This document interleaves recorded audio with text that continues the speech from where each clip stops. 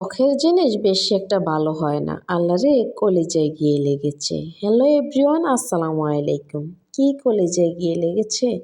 এটাই তো ভাবতেছেন, তাই না?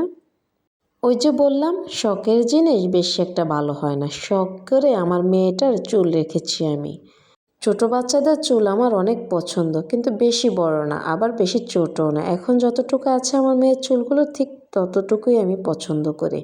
আমি ভেবেছি আমার মেয়ের চুলগুলো এখন যতটুকু আছে 9-10 পর্যন্ত এতটুকুই রাখবো। আমি প্রায় 1-1.5 মাস পর পর মেয়ের চুলগুলো কেটে দেই সুন্দর করে।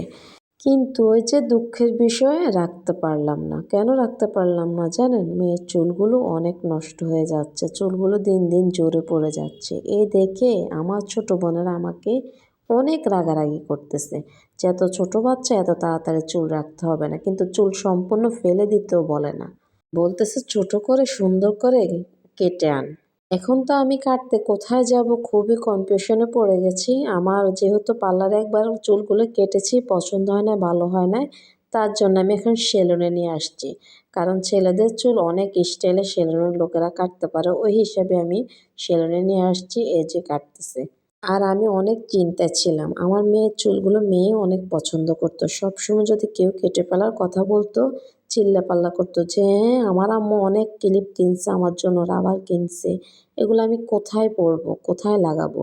আমি তো ভাবছি এগুলো নিয়ে চিল্লাপাল্লা করবে। যাক, খুব আনন্দ সহিত কাটতেছে, এরকম কিছু হয় না। কথায় আছে না, যেখানে ভয় আছে সেখানে জয় করার জন্য আল্লাহ আছে। লোকটা আমার মেয়ে সুন্দর করে চুল কাটতেছে। অবশ্য আমি বারবার বলতেছি একটু সুন্দর করে কাটবেন কিন্তু। আমার পৃথিবীর আলো আমার মেয়ে, আমার স্বপ্ন আমার মেয়ে। পৃথিবীর বুকে আল্লাহ আমাকে একটা মানিক দিয়েছে, সে মানিকটা হলো আমার মেয়ে। যার জন্য আল্লাহর কাছে আমি সর্বক্ষণ চাই যে আল্লাহ তুমি আমার মেয়েকে নেক হায়াত দান করো, সুস্থতা দান করো, সব সময় তাকে ভালো রাখো।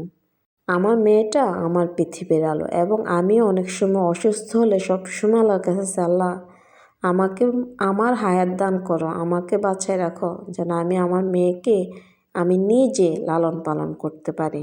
আচ্ছা যাক, চুল কাটতে আসে আপনাদের সাথে অনেক কথা বলে ফেললাম। ওই কথা আর নাই বলে, এই যে আমি অসুস্থ, আমি কিন্তু অতটা সুস্থ না, সুস্থতা নিয়ে আমার দিন কাটতেছে। আমি এভাবে আলহামদুলিল্লাহ ভালো আছি। আল্লাহ তো আমাকে পছন্দ করে একটা মাথায় দিয়েছে, যে মাথায় কোনো শব্দ নিতে পারে না, কোনো শব্দ চেঁচামেচি সহ্য হয় না।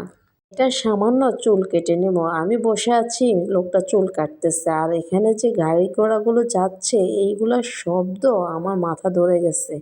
কি যে লাগতেছে আমার। এই যে লোকটা একটু কেটে আমাকে দেখাচ্ছে, দেখেন তো আপু হয় কিনা। আরও একটু নিচে ছিল সামনের চুলগুলো, আমি বলতেছি যে ভালো লাগে না। কপাল যদি চুলের নিচে ঢাকা থাকে, আমার কিন্তু তেমন একটা পছন্দ না, আমি পছন্দ করি না মুখের উপর চুল এসে থাকলে।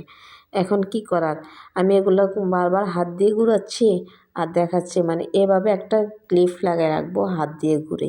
এই যে আমার মেয়ের ফাইনাল লুক। চুলগুলো আমি যেভাবে কেটে এনেছি এভাবে কিন্তু থাকবে না। চুলগুলো একপাশে নিয়ে সিধা করে আমি সবসময় একটা ক্লিপ দিয়ে রাখবো, এই জন্য আমি এভাবে কেটেছি। আপনারা জানাবেন চুল কাটা কেমন হয়েছে। সবাই ভালো থাকবেন। আল্লাহ হাফেজ।